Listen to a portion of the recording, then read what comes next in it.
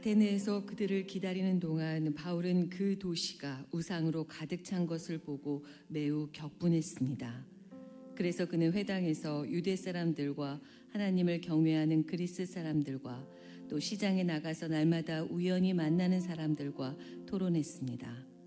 에피쿠로스 철학자들과 스토아 철학자들도 바울과 변론을 했습니다. 그 가운데 몇 사람이 물었습니다. 이 말쟁이가 무슨 말을 하려는 것인가? 또 다른 사람들은 그가 외국의 다른 신들을 전하는 사람인가 보다라고 했습니다. 그들이 이렇게 말한 것은 바울이 예수와 그 부활에 대한 복음을 전하고 있었기 때문입니다. 그때 그들은 바울을 붙들어 아레오바고 광장으로 데려가 말했습니다. 당신이 소개하고 있는 이 새로운 가르침에 대해 우리가 알 수 있겠습니까? 당신이 우리 귀에 생소한 것들을 전하니 우리가 그 뜻을 좀 알고 싶습니다. 모든 아테네 사람들과 거기 사는 외국 사람들은 보다 새로운 것을 말하거나 듣는 일에 시간을 쏟던 사람들이었습니다.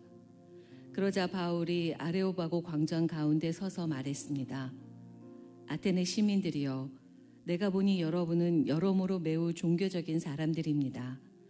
내가 두루 다니면서 여러분이 무엇을 섬기는지 자세히 살펴보다가 알지 못하는 신에게라고 새긴 제단도 보게 됐습니다.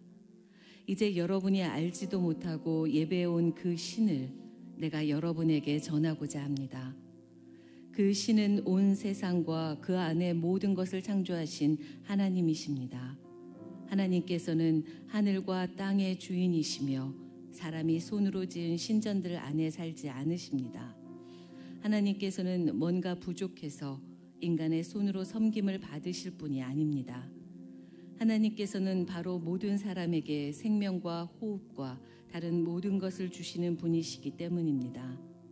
하나님께서는 한 사람으로부터 모든 민족을 만들어 온 땅 위에 살게 하셨고 각 나라의 연대를 미리 정하시고 그들의 국경도 정해주셨습니다.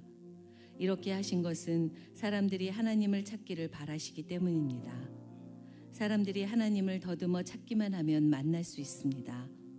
사실 하나님께서는 우리 각 사람과 그리 멀리 떨어져 계시지 않습니다. 왜냐하면 하나님 안에서 우리가 살고 움직이고 존재하기 때문입니다. 여러분의 시인 가운데 어떤 사람이 말했듯이 우리가 그분의 자녀입니다. 그러니 우리가 하나님의 자녀인 이상 하나님을 사람의 생각이나 기술로 금이나 은이나 돌에 새겨 만든 형상 따위로 생각해서는 안 됩니다. 알지 못했던 시대에는 하나님께서 그대로 내버려 두셨지만 이제는 어디서나 모든 사람에게 회개하라고 명령하십니다. 하나님께서는 자신이 세운 한 사람을 통해 세상을 공의로 심판할 날을 정하셨기 때문입니다. 하나님께서는 그를 죽은 사람들 가운데서 살리심으로 모든 사람에게 이 날에 대한 증거를 보이셨습니다. 죽은 사람들이 다시 살아난다는 말에 어떤 사람들은 비웃었지만 또 다른 사람들은 우리가 이 이야기에 대해 다시 듣고 싶소라고 말했습니다. 그러자 바울은 그들로부터 나왔습니다. 그때 몇 사람들은 바울을 따르며 믿게 됐습니다. 그 가운데는 디오누시오라는 아레오바고 의회원과 다말이라는 여인과 그 외에 몇 사람이 더 있었습니다. 네, 자리에 앉으시겠습니다. 네. 함께 기도하고 말씀 나누도록 하겠습니다. 하나님, 오늘 이 귀한 예배에 함께 모여서 주의 말씀을 듣습니다. 성령님 우리 안에 내주하여 주시고 말씀하여 주시고 하나님을 아는 지식이 우리 안에 충만할 수 있도록 역사하여 주시옵소서. 주님을 찬양합니다. 감사드리고 예수님 이름으로 기도드립니다. 네. 제가 아는 목사님이 이 설교단에 올라오셔서 그런 얘기를 하셨어요. 이 시간만을 기다렸다. 네. 너무 설교 준비를 하는데 이 말씀을 전하고 싶어서 정말 너무 흥분되고 또 이 설교하는 시간만을 기다리면서 일주일을 살았다라고 어떤 제가 존경하는 목사님이 이렇게 말씀하셨어요. 저도 오늘 그 얘기를 하고 싶었지만 저는 이 설교 준비를 하면서 빨리 끝났으면 좋겠다. 예, 빨리. 예, 오늘 아까 아침에 일어나서 10시 40분이면 되겠구나. 오늘 10시 40분이면 모든 것이 끝나겠구나. 예, 그런 생각을 했습니다. 예, 아무튼 늘 찬양인도를 하다가 이렇게 말씀을 전하는 자리에 섰는데, 오늘 이 말씀을 보면서 여러분, 하나님은 누구십니까? 여러분에게 하나님은 누구십니까? 하나님은 누구십니까? 하나님은 어떠한 분이세요? 지금 나에게 하나님은 어떠한 분이십니까? 여러분, 이렇게 대답하실 수 있어요. 지금 이 시간 오늘 하나님은 어떠한, 여러분에게 어떠한 하나님이십니까? 오늘 앞에 찬양했던 가사들이 여러분에게 진짜 믿음으로 선포가 되셨습니까? 예, 영원한 왕이시고, 예, 우리가 발견한 참 소망이시고, 예, 오늘 하나님 앞에 사랑과 경배를 드리고 우상을 내려놓고 우리가 찬양을 했는데, 하나님이 여러분에게 어떠한 분이십니까? 네. 예배는 하나님이 어떠한 분이신지 알 때 온전히 드려질 수 있는 줄로 믿습니다. 예, 이게 예배의 본질이죠. 하나님이 어떠한 분인지를 알아야 우리가 예배할 수 있어요. 예, 아마 신앙의 연수와 또 다양한 경험 때문에 다양하게 하나님에 대해서 표현을 하실 것입니다. 또 여러 상황이나 나라나 문화에 따라서 또 다양한 형태로 나타나긴 하지만, 하나님은 우리의 창조주이시고 또 구원자이시고 우리를 사랑하시는 분이신 줄로 믿습니다. 예. 근데 이 모든 기준은 또 말씀에 있죠. 예. 성경 말씀을 배우고 알아가는 과정은 하나님을 알아가는 과정인 줄로 믿습니다. 예. 우리가 찬양을 드리면서 어떤 그 휘몰아치는 감정이나 상황 때문에 우리가 예배하는 것이 아니라, 하나님의 말씀이 근거가 돼서 하나님이 우리에게 어떠한 분이신지 알 때 진정한 예배를 드릴 수 있는 줄로 믿습니다. 예, 하나님은 또한 이것이 단순히 어떤 지식에만 그치는 것이 아니라 하나님과의 개인적인 관계, 인격적인 관계를 통해서 하나님을 매일매일 경험하는 것은 너무나도 중요합니다.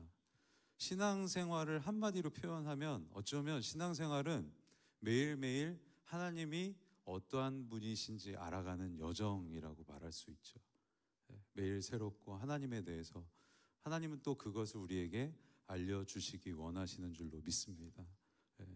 아주 하나님의 관계는 개인적이기도 하고요, 인격적인 관계이고, 어떤 그 주인과 종의 관계가 아닌 아버지와 아들로서 이 특별히 여러분들이 매일매일 만나는 이 하나님과의 관계가 우리가 평생의 삶에 기대하고 추구해야 되는 것인 줄로 믿습니다. 그것이 깊어지는 것이 우리의 신앙생활의 어떻게 보면 우리의 목표이자 목적입니다. 하나님을 아는 지식. 여러분, 예배는 무엇입니까? 예배는 오늘 우리가 찬양한 것처럼 하나님이 어떠한 분이신지 알고 그 행하신 일에 대해서 반응하는 것이 예배입니다. 경배와 찬양은 인간이 하나님을 대하는 방식이라고 이야기해요. 그러니까 예배는 나에 대한 소회나 또 나에 대한 어떤 느낌, 상황으로 그치고 어떤 내 충족으로, 만족으로 그치는 것이 아니라, 하나님이 어떠한 분이신지 알아갈 때, 하나님이 어떤 일을 행하셨는지 알아갈 때 자연스럽게 나타나는 우리의 방식이 바로 찬양과 예배인 것이죠. 믿으십니까? 이게 정말 중요해요. 하나님이 나에게 어떠한 분이신가? 선교는 또 뭐예요? 선교는 그 예배가 없는 곳에 예배를 일으키는 것이 선교죠. 다른 신을 섬기는 사람들에게 예배를 알려주는 거예요. 예배는 뭡니까? 하나님이 우리에게 어떤 일을 행하신 분이신지를 알기 시작할 때 그 안에 예배가 일어납니다. 그것이 바로 선교라고 이야기하고 있습니다. 결국 선교는 복음을 전하고 모든 민족과 열방이 하나님을 경배하는 데 이르도록 하는 것이 바로 선교인 것이죠. 우리가 하나님을 알고 또 하나님이 하신 일에 대해서 반응하고 또 그것을 우리만 하는 것이 아니라 온 열방에 전하는 것이 바로 예배이고 선교인 줄로 믿습니다.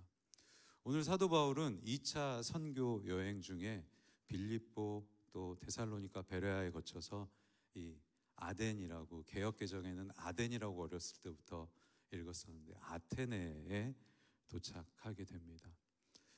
아테네는 여러분들이 아시는 그 도시 맞습니다. 그 유명한 도시, 고대 서양 문명의 발상지이고 인류 최초의 민주주의, 헬레니즘, 또 소크라테스 다 들어보셨죠? 플라톤, 아리스토텔레스, 수많은 우리가 학교에서 배웠던 철학자들의 도시, 또 올림픽도 시작됐어요. 그 화려한 도시의 이 중심에 사도 바울이 서 있습니다. 근데 사도 바울은 그런 도시의 화려함보다, 명성보다 먼저 본 것은 우상이 보이기 시작했어요. 우상이 보였습니다. 실라와 디모데를 기다리는 동안 그가 우상이 가득 찬 것을 보고 격분했다고 표현합니다. 분노했다고 표현해요. 아테네에서 그들을 기다리는 동안 바울은 그 도시가 우상으로 가득 찬 것을 보고 매우 격분했습니다. 출애굽기에 십계명에 대해서 이야기하시면서 출애굽기 20장 1절에 이렇게 말씀하고 있어요. 그리고 하나님께서 이 모든 말씀을 하셨습니다. 하나님의 존재, 하나님이 어떠한 분이신지를 강력하게 선포하시죠. 나는 너를 이집트에서 종살이하던 집에서 끌어낸 내 하나님 여호와다. 아멘. 하나님이 여러분에게 이렇게 말씀하실 수도 있어요. 나는 너에게 어떤 일을 행한 여호와 하나님이다. 너를 구원했고 너를 지금까지 인도해낸 여호와 하나님이다. 이게 아마 한 단어로 여러분 개개인의 삶에 표현될 줄로 믿습니다. 그것이 여러분에게 하나님이 행하신 일들이죠. 그러고 나서 바로 하시는 말씀이 뭔지 아세요? 나는 이런 하나님인데 너는 내 앞에서 다른 어떤 신도 없게 하라. 어떤 신도 없게 하라. 너는 너 자신을 위해, 중요합니다. 너 자신을 위해 하늘에 있는 것이나 모든 것을 이야기해요. 하늘이나 땅이나 물속에 있는 어떤 형태로든지 우상을 만들지 말라. 너는 그것들에게 절하지 말라, 예배하지 말라. 그리고 이야기해요. 내 하나님 여호와는 질투하는 하나님이니. 이것에 대해서 질투한다고 사도 바울이 격분했다는 단어와 동일한 의미의 단어를 쓰고 있습니다. 질투하는, 격분하는 하나님.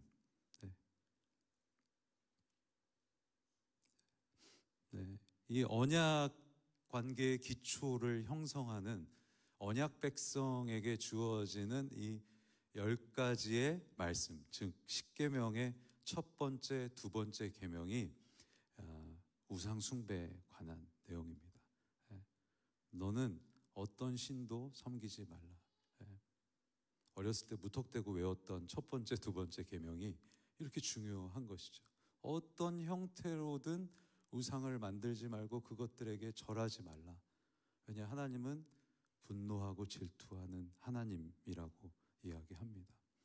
오늘 사도 바울도 그 유명한 아테네에서 하나님의 마음을 가지고 이 분노를 표현해요. 그 화려하고 그 세상의 중심 같은 그 아테네, 그리스 아테네에서 분노를 표현합니다. 그 당시에 실제로 가지수의 신이 300개가 넘었대요. 그리고 신상 수만 해도 3만 개가 넘었다고 합니다. 그 아테네. 사도 바울은 그것을 본 것이죠. 화려함보다 그것을 본 겁니다. 사도 바울은 로마서에도 그 수많은 우상에 대해서 이렇게 표현을 합니다. 그들은 스스로 지혜롭다 하지만 미련하게 돼 썩지 않는 하나님의 영광을 썩어질 사람이나 새나 짐승이나 기어다니는 동물의 우상으로 바꿨다라고 이야기해요. 영원하신 하나님의 영광을 썩어지고 없어질 우상에게 모든 것을 돌렸다라고 한탄하고 있습니다. 우리가 살고 있는 저희는 뉴욕에 뉴저지에 살고 있습니다. 가끔 이제 뉴욕에 손님이 올 때, 저희는 뉴저지 사는데 이렇게 뉴욕에 가요. 근데 우리 애들은 뉴욕 가는 걸 세상에서 제일 싫어합니다. 보통 차가 막히죠. 가면 재미가 없다고. 그러면 우리 아내와 저는 세계에서 얼마나 많은 사람이 여기 오고 싶어 하는 줄 알아. 하도 얘기했더니 우리 아들들이 알아. 자유의 신상도 다 보고 싶어 하는 거 알아. 이 이야기를 합니다. 그러나 어쩌면 세상 사람들이 이렇게 오고 싶어 하는 이 뉴욕은 어쩌면 아니죠. 진짜로 그 당시 아테네 같은 도시일지도 모릅니다. 하나님보다 높아져 보이는 마천루들, 재정, 물질, 성공, 또 동성연애, 또 여러 가지 모든 우상을 화려함으로 덮고 있는 이 도시. 어쩌면 사도 바울이 JFK에 내려서 뉴욕을 봤다면 분노했을지도 모릅니다. 똑같이 분노했을지도 모릅니다. 하나님의 마음을 가지고 이 땅을 바라보는 눈이 필요합니다. 우리는 예배하는 자들이죠. 우상에 대해서 분노할 줄 아는 마음이 필요한 자들인 줄로 믿습니다. 선교주뿐만 아니라 우리는 하나님보다 높아진 것들에 대해서 알고 느끼고 분노하고 또 안타까워하는 마음이 우리 안에 필요해요. 우리는 그냥 살아가는 것이 아니죠. 그냥 아테네 가서 와 되게 좋다, 관광지네, 유명한 곳이네로 그치는 것이 아니라 하나님 아버지의 마음을 갖고 안타까워하는 마음이 우리에게 필요한 줄로 믿습니다. 왜냐하면 우리는 하나님을 아는 백성이기 때문인 줄로 믿습니다. 우리가 그렇게 하면 우리의 자녀들도 그렇게 하는 것이죠. 우리가 우상에 대해서, 하나님 아닌 높아진 것에 대해서 민감할 때 우리의 자녀들도, 우리의 자손들도 그렇게 행할 줄로 믿습니다. 하나님보다 높아진 것에 안타까워하고 함께 중보 기도하는 여러분 되시기를 축복합니다. 사도 바울은 그래서 그는 회당에서 유대 사람들과 하나님을 경외하는 그리스 사람들과 시장에 나가서 날마다 우연히 만나는 사람들과 토론했습니다. 사도 바울은 보통 도시에 가서 회당에 갔는데 시장에 갔습니다. 시장에 가서 사람들을 만나기 시작해요. 이 간절함과 절절함이 느껴집니다. 우연히 만나는 사람들과 토론을 하기 시작하죠. 변론을 하기 시작합니다. 그리고 18절에 에피크로스 철학자들과 스토아 철학자들도 바울과 변론했습니다. 그 가운데 몇 사람이 물었습니다. 이 말쟁이가 무슨 말을 하려고 하는 것인가? 또 다른 사람들은 그가 외국의 다른 신들을 전하는 사람인가 보다라고 했습니다. 그들이 이렇게 말한 것은 바울이 예수와 그 부활에 대한 복음을 전하고 있었기 때문입니다. 쾌락을 추구했던 에피크로스 철학자들, 도덕과 이상이 최고라고 생각했던 스토아 철학자들과 더불어 이 사람들은 이 변론에 대해서 아주 달인들이었어요. 달고 다른 사람들이었습니다. 그러면서 자기 경험이 너무 많아요. 생각도 아주 완고합니다. 자기 지식이 맞다고 생각을 하기 때문에 변론을 하는 것이죠. 얼마나 많은 변론을 했겠어요. 그리고 변론을 하니까 일축한다고 표현하죠. 일축해. 한마디로 그냥 축약해가지고 말쟁이가 무슨 말을 하려는 것인가 라고 사도 바울의 이야기를 일축해버립니다. 또 다른 사람들은 그가 외국의 다른 신들을 전하는 사람인가 보다 하고 판단하고 폄하해버리죠.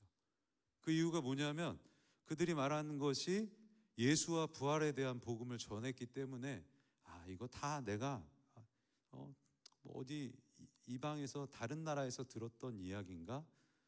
말만 잘하는 사람이네 라고 일축해버리고 판단해버립니다.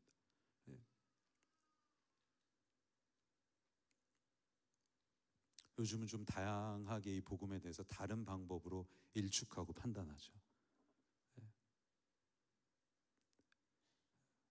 나도 그 정도는 알아. 예수님 다 들어봤죠. 이 세대가 그렇습니다. 복음을 방해하는 것 중에 가장 큰 것이 나의 경험과 나의 생각과 나의 판단이죠. 제가 프랑스 파리에 갈 일이 있었습니다. 여러분, 놀랍게도 프랑스 파리는 2%가 기독교 인구가, 개신교 인구가 2%가 되지 않습니다. 근데 실제적으로 거기에 사는 분들 얘기를 들어보면 0.2%도 안 된다고 해요. 0.2%가 안 돼요. 그러니까 1000명이 다니는데 예수를 알고 믿는 사람이 2명도 안 된다는 거예요. 근데 그 여러 가지 이유들을 보니까 사회복지도 너무 잘 돼 있고 복음을 전하면 다 안다는 거예요. 나는 캐톨릭이라고 하는 거예요. 근데 캐톨릭도 명목상의 캐톨릭이 많습니다. 안 가요. 안 갑니다. 선교지보다 더 어렵습니다. 자기가 경험해 본 것이 다 맞다고 생각을 하니까. 우리도 마찬가지입니다. 하나님의 지식에 대해서 알기에 방해되는 것이 뭐냐면 내 경험과 내 지식과 내가 일축해버리는 복음의 능력을 그 한마디로 일축해버립니다. 예수 그리스도와 복음의 능력을 나의 경험 속에다 넣어서 그거 나도 알아 라고. 여러분의 삶에 지금 예수 그리스도의 복음이 얼마나 살아서 역사하고 있습니까? 우리의 경험이 그 놀라운 그 뜨거운 복음을 일축하고 있지는 않습니까? 이 철학자들은 그렇게 생각을 했어요. 자기가 다 아는 것이라고 생각을 했습니다. 그때 그들은 바울을 붙들어 아레오바고 광장으로 데려가 말했습니다. 당신이 소개하고 있는 이 새로운 가르침에 대해서 우리가 알 수 있겠습니까? 아레오바고 광장은 이렇게 제가 사진을 찾아보니까 광장이 아니라 이렇게 돌무더기 같은 이렇게 사람들이 보이는 이렇게 신전도 뒤에 보이고요. 거기서 이제 사람들에게 설파하는 장소입니다. 자신의 의견을 막 얘기하고 또 변론을 받고 이런 장소였어요. 거기서 한번 이야기해보자고 시장에서 끌고 가서 이제 바울에게 이야기를 하라고 합니다. 너무 생소하니까 새 것이니까 한번 들어보겠다라는 것이죠. 그때 이제 아레오바고 광장, 언덕, 바위, 법정 이렇게 다 표현하더라고요. 거기서 바울이 이야기합니다. 아테네 시민 여러분, 내가 보니 여러분은 여러모로 매우 종교적인 사람들 같습니다. 우회해서 이야기합니다. 내가 두루 다니면서 바울이 정말 여러 군데를 다녔죠. 여러분은 무엇을 섬기는지 자세히 살펴보다가 알지 못하는 신에게 새긴 제단도 보게 됐습니다. 이제 여러분이 알지 못하고 예배해온 그 신을 내가 여러분에게 전하고자 합니다 라고 이제 하나님에 대해서 이야기하기 시작해요. 그러니까 요 말이 제가 23절이 되게 어려워갖고 고민을 많이 했어요. 니네들이 섬기는 신 중에 하나님이 있다는 얘기인가? 그것보다는 너희가 그렇게 수많은 신을 섬기는데 보니까 알지도 못하는 신이라고 써진 신당도 있더구나. 너희가 알지는 못하는 신 중에 나는 진짜 신을 너희에게 소개하고 싶다. 진짜 신을 소개하고 싶다. 이 대상, 경배하는 대상을 분명하게 알게 해주고 싶은데 이 신은 흔히 너희들이 상상하는 우상 같은 신, 그리스 철학자들이 말하는 그런 자연주의 철학 이런 것과는 근본적으로 다른 분이야 라고 이야기하기 시작하는 거예요. 내가 여기에 온 목적도 여러분들에게 그 신을 알게 해주기 위해서 이 사도 바울이 우상에 대해서 너무나도 분노하고 기도하는 마음으로 그 광장에 서서 바위에 서서 사람들에게 외치는 지금 시간입니다. 제가 인도에 단기 선교를 몇 번 간 적이 있었습니다. 인도에 갔는데 복음을 열심히 전했어요. 복음을 막 사형회 같은 것으로 전하고 열심히 전했는데 믿겠다는 거예요. 할렐루야. 그때 자기네 집에 오래요. 그래서 갔어요. 갔더니 하나님이 자기 집에 13번째 신으로 모시겠다는 거죠. 13번째 신으로 하나님을 모시겠다는 거예요. 하나님을 알지 못하기 때문에 생기는 현상이죠. 하나님이 어떠한 분인지 몰라요. 이 사도 바울은 이거 진짜 놀랍게 변론을 하기 시작해요. 하나님이 어떠한 분인지를 어떻게 보면 변론을 하는데, 첫 번째, 하나님은 그 신은 온 세상과 그 안에 모든 것을 창조하시는 하나님이시다. 여러분 믿으십니까? 이게 수많은 이 300여 개의 신들을 이야기하면서 순서를 이야기하는 거예요. 하나님이 먼저 창조하신 분이다. 먼저 하나님이 계셨던 분. 하나님의 우월성, 초월성에 대해서 이야기하는 거죠. 어떤 신들보다 뛰어나신 신이고, 그 여러분이 지은 손으로 만든 신전에는 하나님이 계시지 않는다고 이야기해요. 이 순서를 이야기하는 겁니다.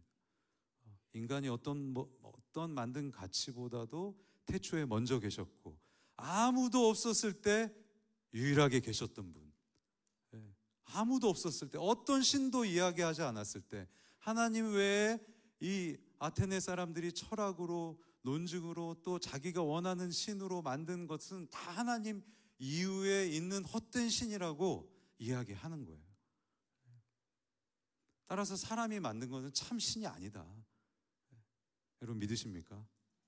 사람이 만든 것은 참된 신이 아닙니다. 하나님은 모든 신 전에 태초에 유일하게 계셨던 우리의 창조주 여호와 하나님이신 줄로 믿습니다. 우리 신앙의 시작이 이것이어야 되는 줄로 믿습니다. 그리고 빌립보서에 이야기하죠. 모든 이름 위에 뛰어난 이름을 그에게 주셨어요. 어떤 신들보다도, 어떤 왕들보다도 위대하신 이름이신 줄로 믿습니다. 어떤 것 후에 계신 분이 아니에요. 어떤 것 후에 계신 분이 아닙니다.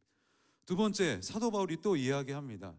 하나님은 완전하신 하나님이세요. 믿으십니까? 하나님께서 뭔가 부족해서 인간의 손으로 섬김을 받을 뿐이 아니에요. 우리가 하나님을 높인다고 해서 하나님이 더 높아지시는 것이 아니라, 하나님은 우리가 높이기 전에도 이미 높으신 분이신 줄로 믿습니다. 우리가 찬양하지 않아도 돌들이라도 일어나서 찬양한다고 이야기하고 있어요. 하나님은 이미 완전하신 분이세요.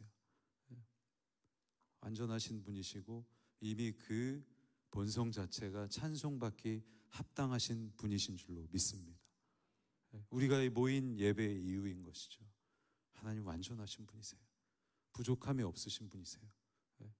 우리가 찬송을 한다 그래서 더 역량이 커지시거나 신성이 높아지시는 것이 아니라 이미 완전하신 분이시고 완벽하신 분이시고 거룩하신 하나님이신 줄로 믿습니다. 그 하나님 앞에 예배하는 것이죠. 우리가 어떻게 한다 그래서 하나님이 높아지시는 것이 아니라 이미 높으신 분 앞에 우리가 나가는 것입니다. 이미 완벽하신 분 앞에 우리가 경배하는 것인 줄로 믿습니다. 세 번째는 역사의 주관자, 인생의 주관자 하나님이세요. 이것을 이야기해요. 하나님께서는 한 사람으로부터 모든 민족을 만들어 온 땅에 살게 하셨고, 하나님이 그렇게 하셨죠. 온 땅에 살게 하셨고, 그분이 그렇게 하신 줄로 믿습니다. 그분이 우리를 이 땅으로 인도하신 줄로 믿습니다. 그분이 우리의 인생의 삶의 주인이신 줄로 믿습니다. 이것이 사실 우리 예배의 근거예요. 우리의 예배는 우리가 어떤 갑자기 재정이 생기고 애들이 공부를 잘하게 돼서 무화과 나무 잎에 열매가 가득 차서 드리는 것이 아니라, 그렇지 않을지라도 하나님 존재 자체가 우리를 인도하시고 주관하시고 역사하시기 때문에 우리가 주님을 높이는 것인 줄로 믿습니다. 각 나라의 연대를 미리 정하시고 그들의 국경도 정하신 분이 하나님이세요. 하나님의 손길이 닿지 않는 곳이 없습니다. 여러분, 사람이 하는 것 같지만 모든 행사와 모든 것을 하나님은 이분법적으로 떨어져 있지 않으세요. 저기 주일에만 계시고 예배 가운데만 계시는 분이 아니라 우리가 걷고 앉고 일어서고 또한 우리 이 모든 역사를 주관하세요. 심지어 여기에 연대를 미리 정하시고 국경도 정하셨대요. 인간이 한 것 같지만 하나님이 하신 줄로 믿습니다. 모든 것은 하나님의 손에 달려 있는 것이죠.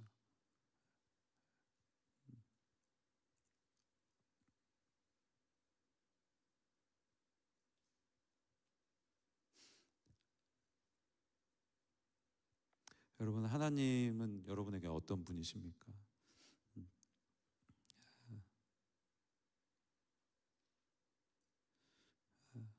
하나님은 여러분에게 지금 어떤 분이세요? 우상을 이겨낼 수 있는 방법이 뭔지 아세요? 하나님을 더 알아가는 것입니다. 하나님을 더 알아가는 것이에요. 하나님을 알기에 계속해서 힘써야 하는 것입니다. 하나님은 나에게 지금 어떠한 분이신가? 어떠한 일을 행하셨는가? 얼마나 나의 인생에 완전한 분이신가? 나의 어려움과 나의 힘든 것을 묵상하는 것으로 그치는 것이 아니라 그 위에 계신 하나님은 어떤 분이신가? J.B. 필립스란 분이 이렇게 말했습니다. 모든 사람의 마음에 하나님 모양의 공간이 있는데 오직 하나님만 그 공간을 채울 수 있다. 여러분 믿으십니까? 하나님만이 그 공간을 채우실 수 있어요. 어떤 다른 것도 그 공간을 채울 수 없습니다. 하나님으로 채우기 시작할 때 우상이 떠나갈 줄로 믿습니다. 우리 안에 잘못된 것들을 보고 분노할 수 있는 마음이 거기서 생기는 거죠. 하나님으로 가득 차 있을 때 생기는 것입니다. 우리가 뉴욕 땅을 밟고 뉴저지를 살면서 하나님의 마음을 품을 수 있는 것은 하나님을 아는 지식이 충만할 때인 줄로 믿습니다.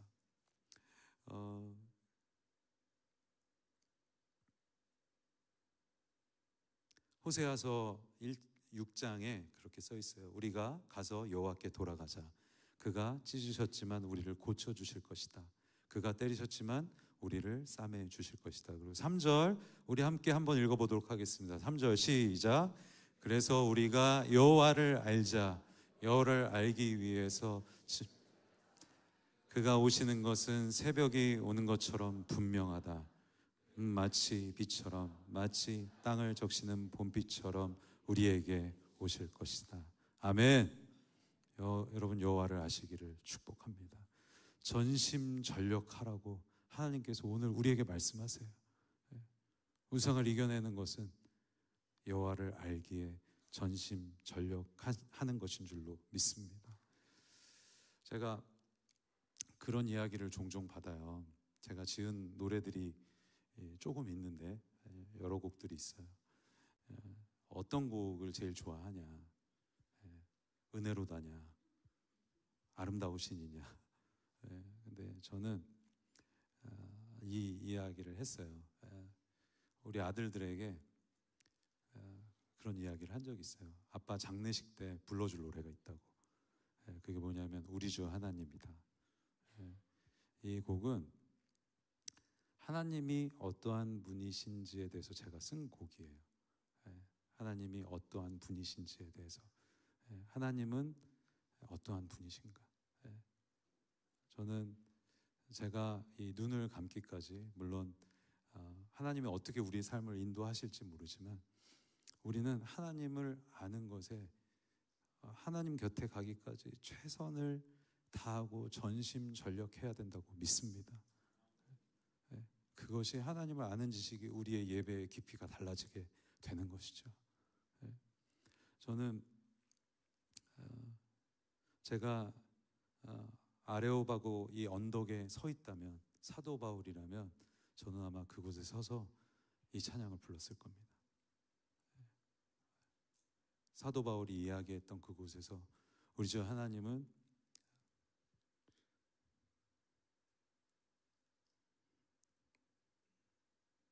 큰 영광과 존귀를 받기에 합당하신 지금 여기 계신 하나님, 온 천지 만물을 지으시고 다스리시는 큰 권능과 능력으로 주의 말씀 이루시리.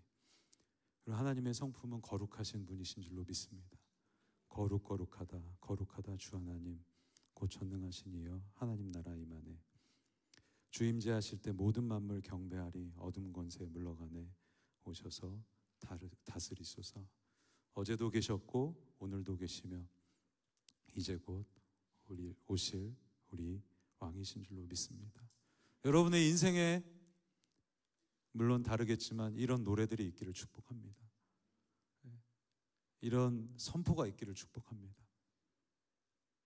우리 신앙의 여정은 하나님이 어떠한 분이신지를 계속해서 알아가는 것이 신앙의 여정이에요. 그것을 우리 안에 가득 차기 시작할 때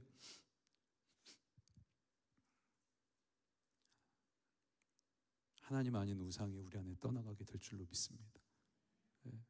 이것이 우리뿐만 아니라 다음 세대에도 전해지게 될 줄로 믿습니다. 우리 이 찬양을 부르고 오늘 말씀을 마치도록 하겠습니다. 우리가 마치 그 언덕에 있는 것처럼 자리에서 일어나서 한번 아시는 분들은 한번 이 찬양을 불러보도록 하겠습니다.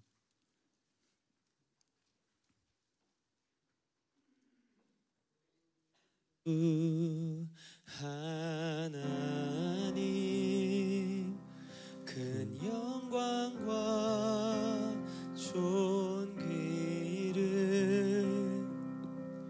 받기에 합당하신 지금 여기 계신 하나님 온천지 만물을 온천지 만물을 지으시고 다스리는 큰 권능과 능력으로 주의 말씀 이루시리. 거룩하다 거룩하다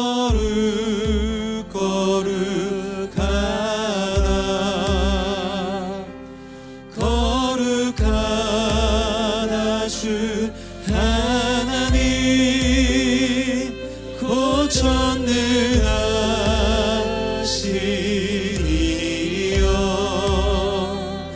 하나님 나라 임하네. 자, 우리의 하나님의 이름을 선포합니다. 주 임재하실 때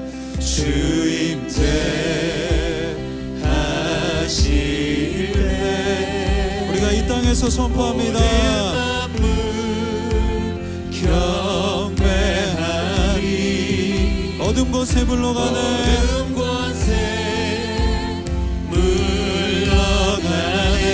오셔서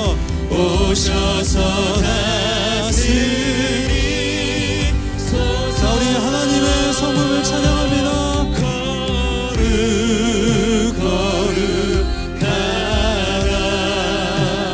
거룩하다 주 하나님 곧 전능하시니여.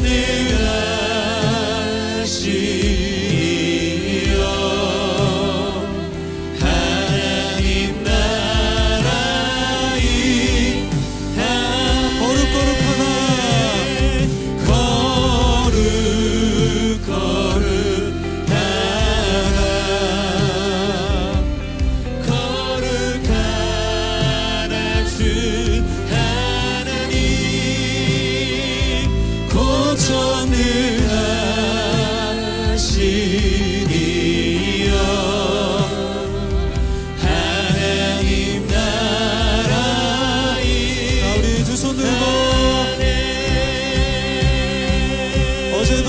계셨고 오늘도 계시며 어제도 계셨고 오늘도 계시며 이제 곧 오실 우리 왕.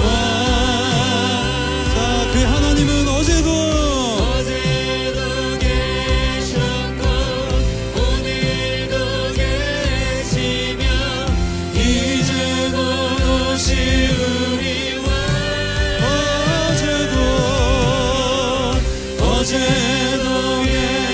계셨고 오늘도 계시며 이제도 오시리와 어제도 계셨고 오늘도 계시며 이제도 오시리와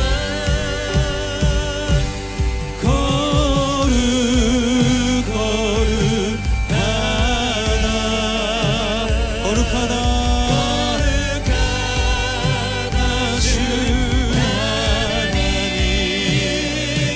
고전능하시이여 하나님 나라니 거룩하다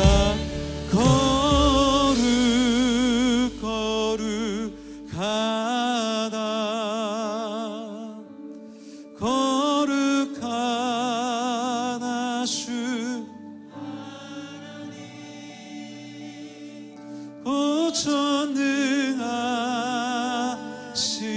고전능하시니여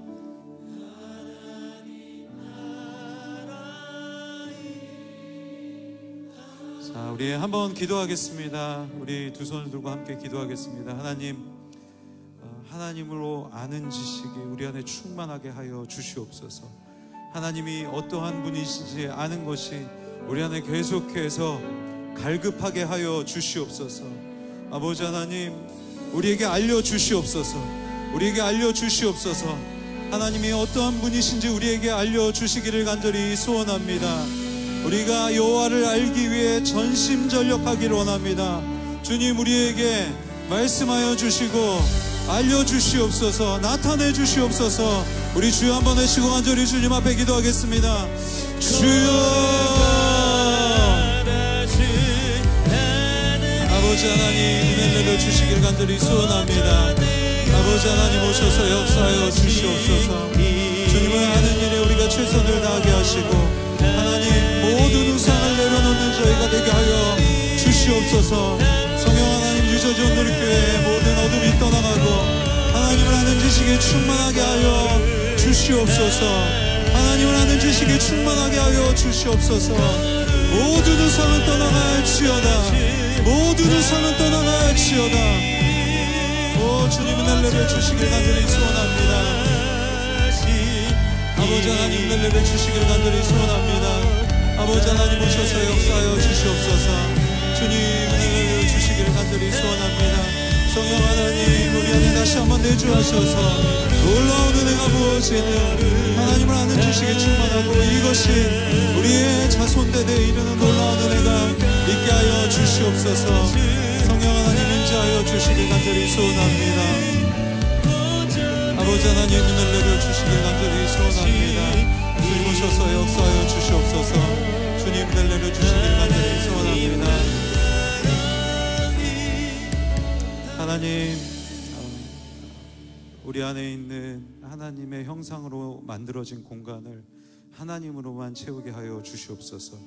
그래서 우리 안에 하나님을 아는 지식이 정말 하나님을 알고자 하는 마음이 뜨거워져서 여호와를 알기 위해 전심전력하는 우리가 되게 하여 주시옵소서.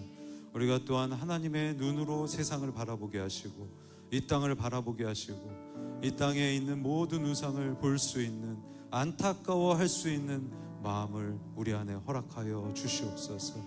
주님을 찬양합니다. 주님께 영광 돌립니다. 예수님 이름으로 기도드립니다. 아멘.